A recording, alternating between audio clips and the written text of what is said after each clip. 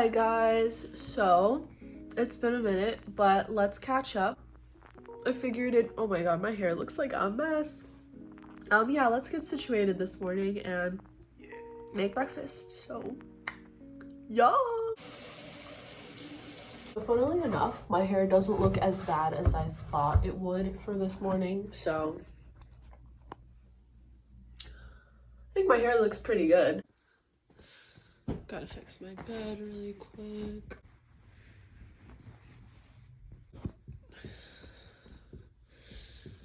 It's good enough. I just wanted to fix my bed because I feel like I never do and it gets pretty bad. Take our B12 because hello.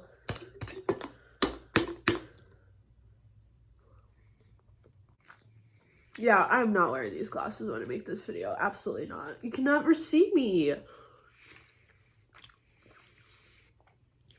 Yeah, the glare. Somebody came at me for the glare that's in my glasses. I think it was, well, who was it again? It was one of my peeps on here. A mid. It starts with an A. You're probably gonna come at me because you're gonna see this video. You're gonna be like, you don't remember my name? It's been a minute, guy. But you came at me for my glasses. I don't have money to get these taken care of, okay? So we're gonna deal with it. I'm gonna take it off when I actually make the video, but right now, deal with me and my glaredness. Anyways, let's make breakfast, and then I actually want to sit down and talk to you guys, so.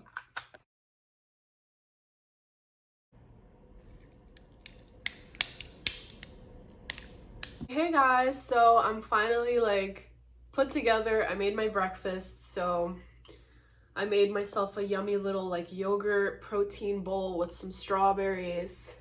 I gotta get some carbohydrates because I love my bread. And then the coffee, I'm not a huge fan of the coffee.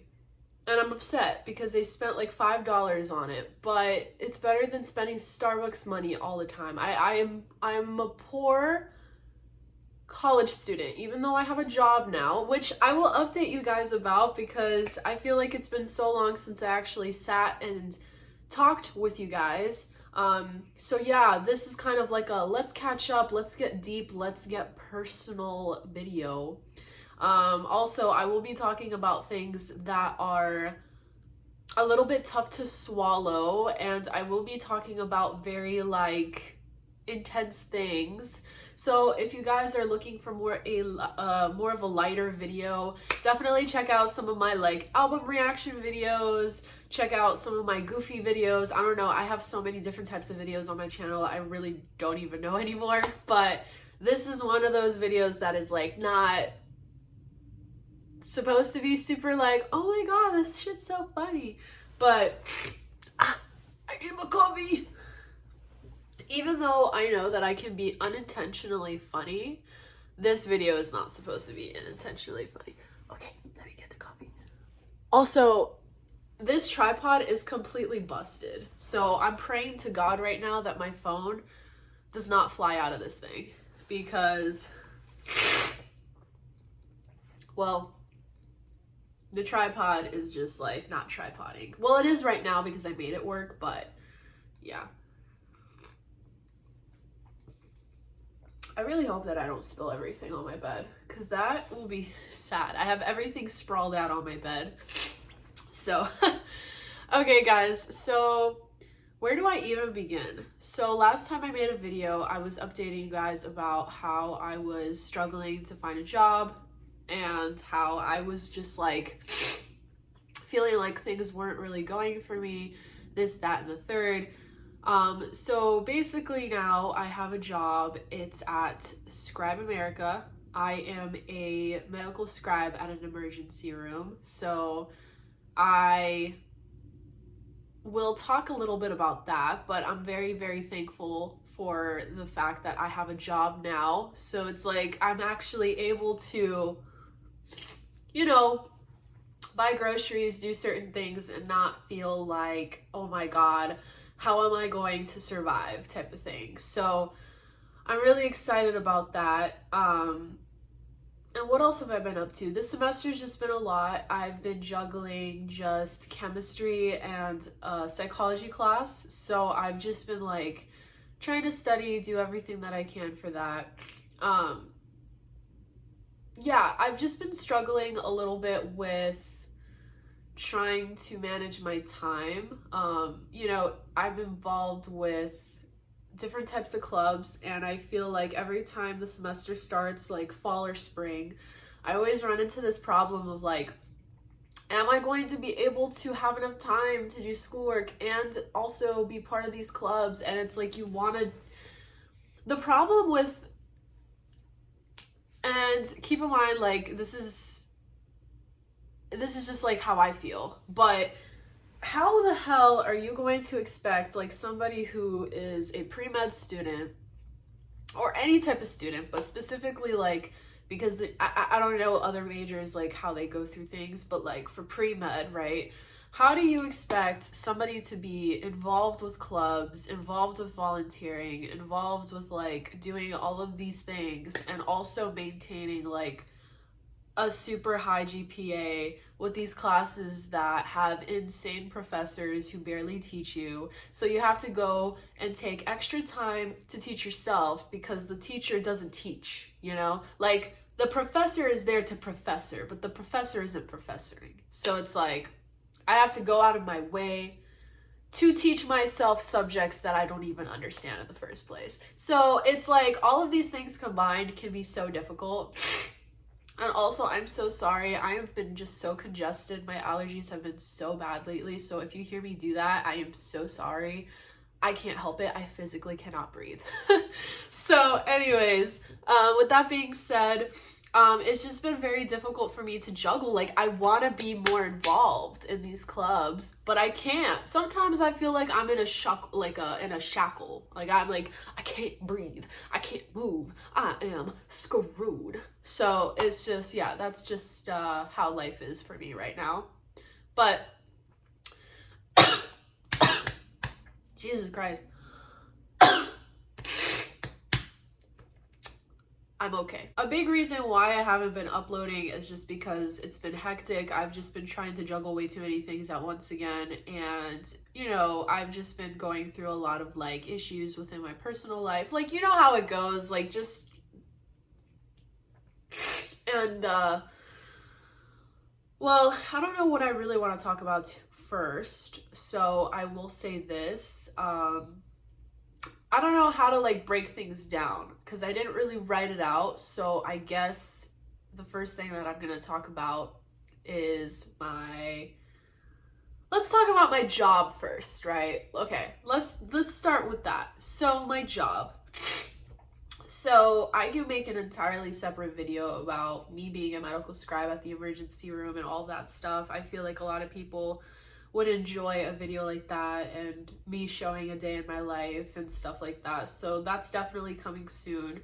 But when it comes to me being a medical scribe at the emergency room, so first and foremost, I'm going to say this, I'm very blessed that I got a job like that. It's a very serious job. So it's a serious job in a sense that you see things that you probably don't ever think that you'd ever see, hence like emergency room. And I knew I knew what I was getting myself into, but I also didn't. So this past month has been probably one of the worst months in my life, and I will explain a lot into detail, but I will say this entire past month I have had nothing but critical shifts. Like from the beginning of October to the end of October, I have been listed as a 6 a.m. to 3 p.m. critical shift, and it was the worst. So you see a lot of crazy stuff. I saw like 6 people die. Yeah, I'm just gonna get right into it. I saw 6 people die. 2 of the people that I saw died. I was in the room when they were flatlining. And the time of death had to be called. I've seen people coming in for like overdose. I've seen people coming in for like suicide. Yeah, so I see a lot of things, and nobody really ever prepares you for that, especially for the deaths. So in my opinion, I thought that I handled it about as well as a person can. So I didn't freak out, I didn't anything, but I did notice that this entire past month, I haven't been sleeping well. I've had nightmares about people dying. Like, it's pretty bad. I'm not trying to scare anybody, by the way, by saying this. It's just if you want to get into the medical fields, especially being in the ER, you are going to deal with that stuff at some point. And unfortunately for me, I had to deal with it all at once. So I knew it was bad, but I didn't realize, like, I was getting to the point where, like, every single shift that I was coming into, I was like, oh wow, am I gonna see somebody die again? Like, I was just like, and you know what's so funny? Like, the other people that got hired at the same time as me and we had to go through our orientation and get a walk through the ER, when I met up with them and talked with them, they were like, oh my God, you've seen people die already? So I don't know if I just got screwed with all the critical shifts, but it seems like other people haven't had it as rough as me. So I don't know what, like, because I've asked other people and they're like, oh yeah, no, it's been super chill. Like, I haven't really been seeing like anybody die. And I'm like, and I have. Why? Why? Why have I been forsaken like this? So I've had to do charting and also that's another thing, like, you know, I don't want to make this video all about my job because I feel like I want to make another video about that. But my job, I basically do documentation for like physicians and like nurse practitioners and physicians associates, which is what I'm trying to aspire to be.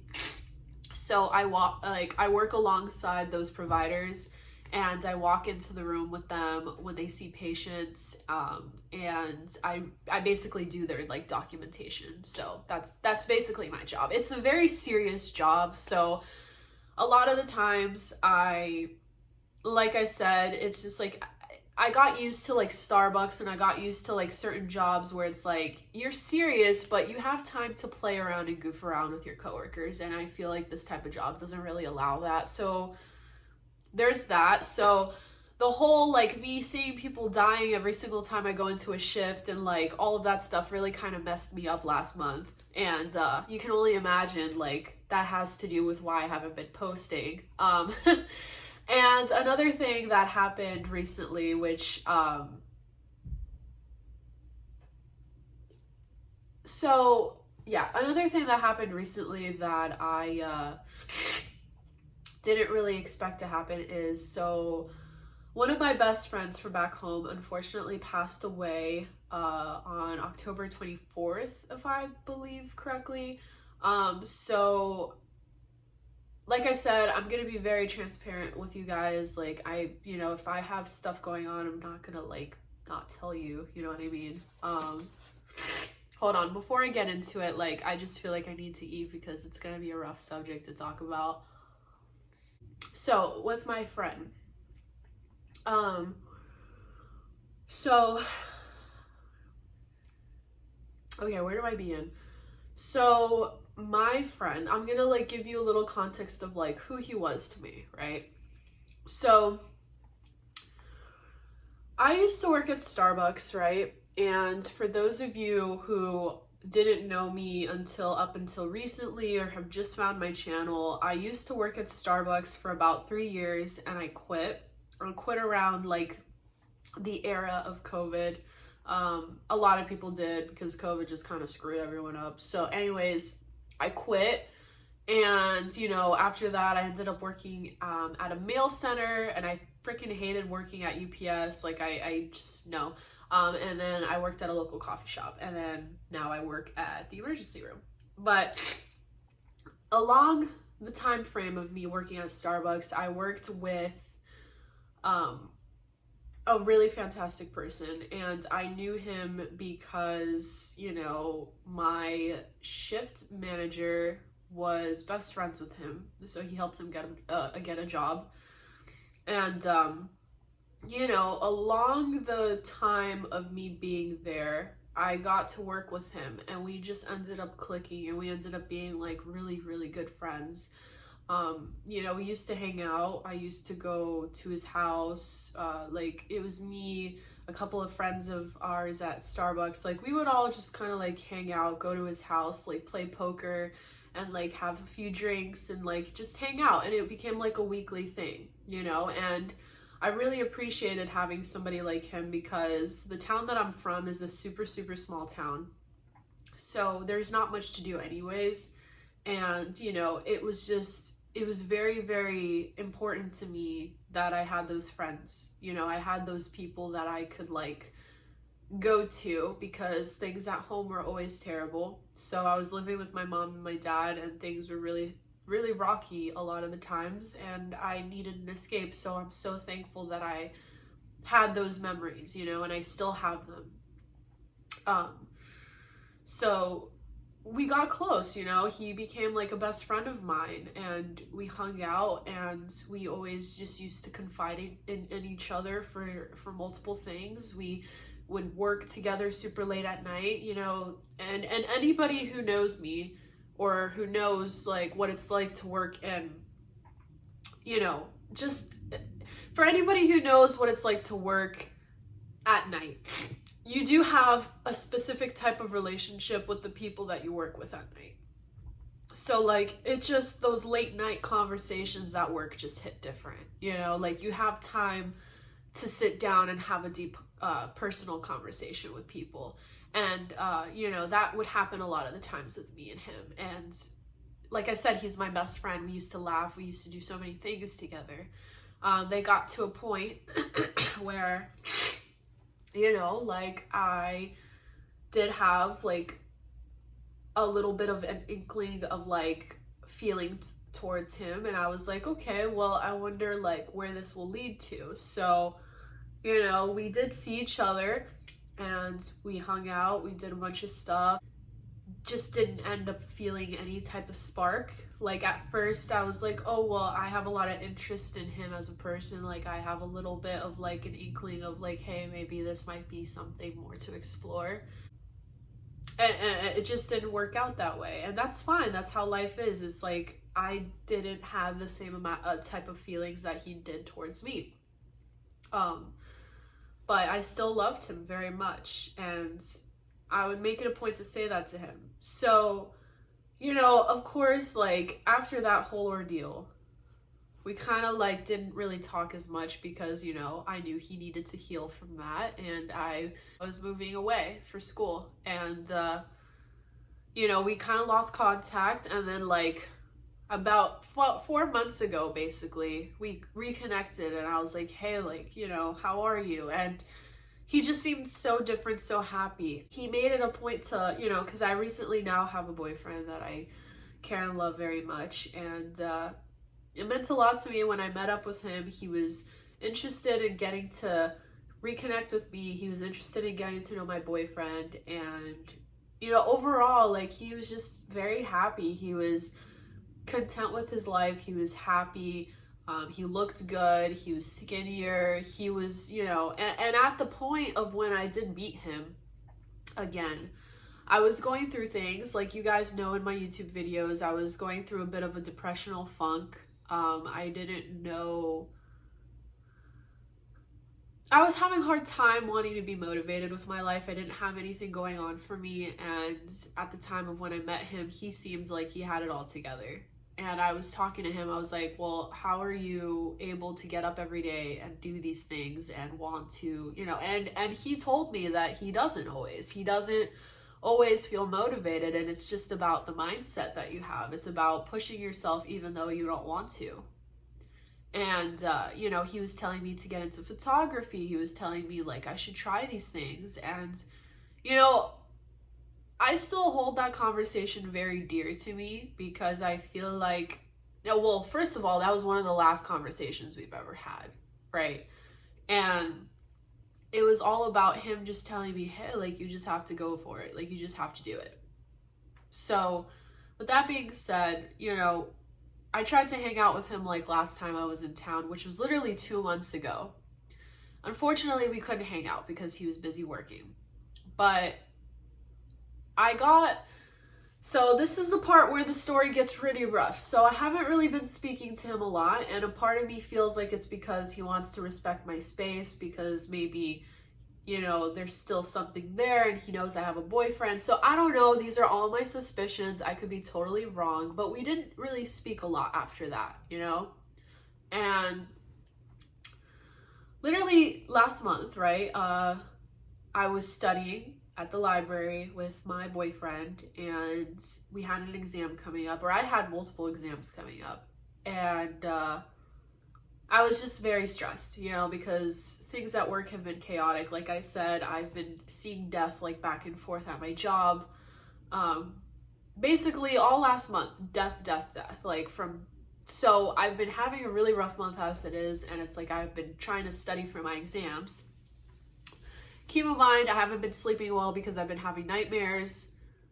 You know, it's just, I was just messed up. I was just like, and overall, I was just not okay. And, you know, I'm sitting there and I get like a text message from somebody that I guess they still have my phone number, but I don't have theirs. So it was like, hey, how are you? Do you know what happened to so-and-so? Have you heard what happened to so-and-so? And I was like, first of all, freaked out because I thought it was a scam. So I texted back. I was like, I don't know who this is, and no, what happened? So to cut to the chase, I get told that he, my best friend for back home, got into a four-wheeler motor vehicle accident, and he got airlifted to a hospital. And he went through multiple surgeries. He's went over 8 hours of surgeries because he had 2 surgeries. And he was being taken off of life support. So I get told this like all in one night. I get told from a text message like that he's being airlifted to a hospital and he's not going to make it, and he's going to be taken off of life support. So you can imagine my state of, sorry,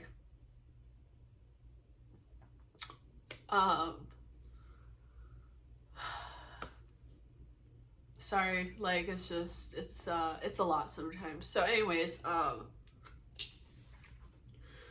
get told that on a text, and immediately, like, my first, because, you know, I was with my boyfriend, he knows him because I talked very highly of him to him.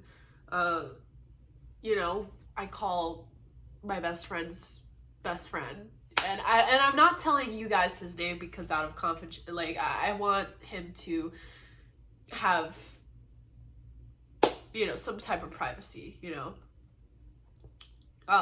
So I contact like his best friend on Instagram because I don't have his phone number anymore. We all used to hang out, so like, but you know, there was a huge falling out. I did my own thing, they did theirs. So, you know, I call, and unfortunately he does confirm that, you know, he ended up hitting his head on a tree, and yeah. Not soon, that it was a really rough night to go to sleep because I knew that he was in a hospital and he was being taken off of life support. And then the next morning, because, you know, he had like you know, his mom was updating things on her Facebook, so I was taking a look. And in the morning, he had passed away.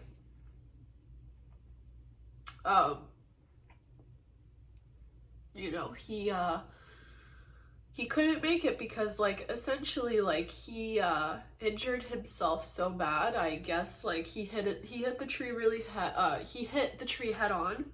He wasn't wearing a helmet,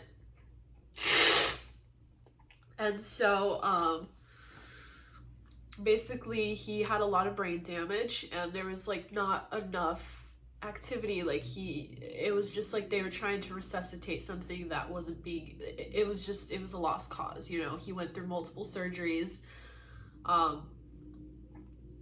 yeah, there was like little to no more brain activity left.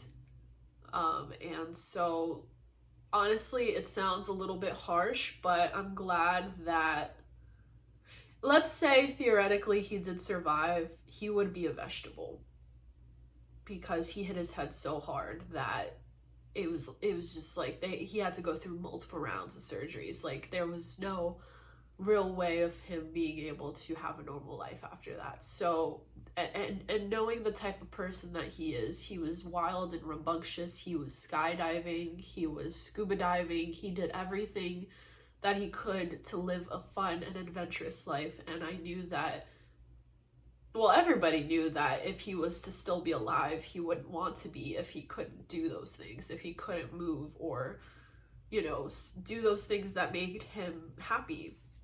So unfortunately, like, I wish that I could say I wish that he did, you know, fully pass away, but it's like you don't come back from an accident like that. So I think like he knew that too. I think he knew that too, and I think that he decided the best thing for him is to go.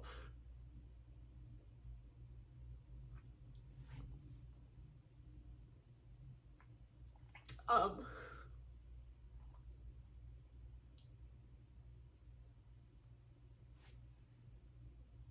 and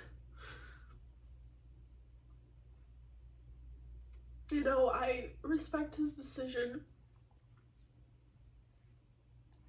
I just wish that I got to say goodbye, you know? I wish that I was able to, you know, I did tell him though the last time we hung out. I told him that I've always, you know, respected him so much as a person, and I'm so glad that he's always been there for me. And I'm so proud of myself that I didn't like keep that to myself because life is so short. And I feel like if you care about somebody and you want to say something to somebody, you need to tell them because you don't know when their last day is, you know? You don't know if that person, God forbid, gets into an accident and it's like you wanted to tell them something and you never did. And you get to live with that regret for the rest of your life. It's like, say things that you want to say to people before it's too late. So, you know, immediately after he passed away, I obviously had to go to work. And even though I only work twice a week, like I said, it's been a lot of, so imagine me like in a really fragile state of mind. I go to work and literally I don't know what's going on with me, right? I go to work and I feel weird. I don't feel like myself. I'm sitting there and you know, it's strange. Oh, and I didn't even tell you guys. So about a day or two after this, right? After this whole ordeal, I'm at Starbucks and you know, lately I just don't feel good. I don't feel good, so I ordered like a half caffeinated like shaken espresso, and I'm sitting with my friend and she like goes because she has stuff to do. So I'm drinking this half caffeinated espresso. My entire left arm just goes completely like it starts to tingle. My entire left arm starts tingling. My heart is like beating out of its chest. My legs are like tingling. I don't feel like, I feel like I'm dying.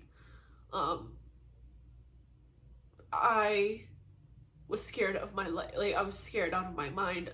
My heart was pounding out of my chest. I called my boyfriend. I was freaking out. I didn't know what was going on with me.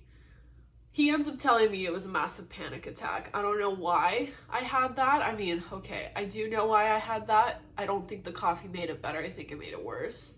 But it was bad. So the panic attack lasted all day until 6 o'clock. And then Friday I had to go into work. I went to work again. I was sitting there and then all of a sudden my feet were starting to tingle, my hands were tingling, I felt my heart beating out of my chest, I was starting to have chest pain. but it wasn't like sharp chest pain. It was like a dull, achy chest pain because my heart was beating so fast that like my chest was starting to hurt. And not even a short while after that, I start to have these symptoms at work. A cardiac arrest is coming in to the ER. And of course, out of anything, like, it's just like, oh, great, what else could it be, you know? And then it's like, oh, it's my doctor. My doctor is taking on this patient. So what that means is I have to be in there with my doctor charting every single thing that's happening because this person is having an active cardiac arrest and they're trying to resuscitate this person. So I have to walk in there with my computer and I have to be right next to the nurse and I have to write down every single thing that is happening to this patient. And the only thing that I was thinking of the whole time is like, my friend died and now I have to see this person die too. And I know it's a negative mindset to have, but that person didn't end up making it. And I had to write it down. And I just felt like at that minute in my life, I just felt like life hated me. I didn't feel like I got a moment to grieve. I didn't feel like I got a moment to breathe. I was having an active panic attack while this person was dying. I felt my heart, I was about to throw up. My chest was hurting. I couldn't feel my fingers, like I could feel them, but it was like everything in my body was numb. I had 4 panic attacks on that day alone. Because especially when I got off of work, I went to my boyfriend's house and I was sitting on a couch watching a show with him and his brother, and then it began again. And then it would stop, and then it would begin again. And I didn't know what was going on. Meanwhile, I've been putting off doing a bunch of assignments that were due that Sunday because I just wasn't okay. Every time that I thought I was okay, something else would happen. So it was a really awful time. And I kept seeing a bunch of stuff that I wish that I didn't have to see after that. And then I had to go to his funeral or celebration of life, and that was difficult too. But it's just been like a really, really, really hard time for me. And I guess I'm kind of at a state in my life right now where it's like, I'm trying to do better because I don't know when my last day is going to be here. I don't know what's gonna happen. What isn't gonna happen? I don't know if I'm destined to be this great public figure who writes music and makes people feel something and I have this big mark on the world, or like, I don't know. Everybody has their own paths, everyone has their own destinies, and I don't know, I just feel like even though that life is difficult, I have to try. And the biggest thing that I got out of that one conversation that I had with him is he was telling me that even though I don't want to do something, I have to do it, or I have to push myself to do it anyways. And at this point, I want to do better. I want to be something bigger. And so I've been trying to make it a point to make music again. I'm trying to like make time to do those things. I think a lot of the times I've become so tired with everything that I just make an excuse of, oh, I don't want to do this right now because I'm tired. I have to push through those feelings. I have to still do it, because if I let that get in the way, then I'm never gonna do anything. I'm never gonna make music. I'm never gonna make videos. I'm never gonna go to the gym. Like, I just have to. I have to do it. And you know, I thank you guys so much for still like subscribing and being on my channel. It's like, I feel like I've just been terrible at like being an active I don't know, like, what do they even call it? I don't know. I just feel bad for not being active. It's just like I've just been constantly going through something, and this job is no joke. I feel like I've been seeing death left and right. I've been having nightmares. I literally had I wouldn't say a nightmare, but I had a dream about him last night. And I remembered crying in my dream. And I don't really remember what it was, but I think I ended up seeing somebody that looked just like him, but as a kid, like as a kid version. And I was so fascinated. I was like, oh my God, you look just like him. Can I take a picture? And I just remembered the entire time in the dream, I was just so fascinated about seeing somebody that looked like him, seeing a kid that looked like him. So, I don't know. I think that, like, I'm still trying to process and heal, and all I can do is take it one day at a time. Unfortunately, I don't have money to seek therapy, because I even thought about doing that, but you know, there might be some free resources at my school. I don't know, that I have to look into, but I just wanted to let you guys know, like, what's been going on with me. It's been insane. But I think the biggest thing that he would want is for me to keep pushing forward. Like, he would want me to push myself out of the box. He would want me to experience things. He would want me to go for things. Like, he was the type of person that was skydiving, you know, like, he didn't care. He wanted to live his life to the fullest until he couldn't anymore. And I feel like every single time that I ever hung out with him, he would always tell me, like, why don't you just do this? Why don't you just do it? I would always just hold myself back. I would always make up an excuse, like, oh, well, I have this and this, so that's why I can't do this. But it's like, no, I genuinely can't keep doing that forever. So I want to start living my life a little more. I want to stop fixating on the bad things. And I think the biggest thing I need to do right now is just, like, figure out a way to, like, heal myself, which is gonna take a minute, but, you know, we're gonna get there, guys. But I want to say, I don't want to, like, on that note, I think this is, like, the perfect cutting off point for this video. I love you guys so much. I guess the biggest thing that you could take away from this video is just please, please, please, like, tell people that you love them, and, you know, don't take life for granted. Just do everything that you want to do. You don't have to do it all at once, but, like, if you can do something, do it.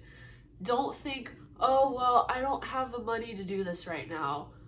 Make the money to do it. You know, like, you're not going to be here forever. You're not going to be young forever. I'm not going to look like this forever. Right now I look like this, but in the next 20 to 30 years, I might be looking like a freaking bag of potatoes. So, like, I mean, the goal is to not, but, you know, take away what I'm saying from this. What I'm saying is that life is too short.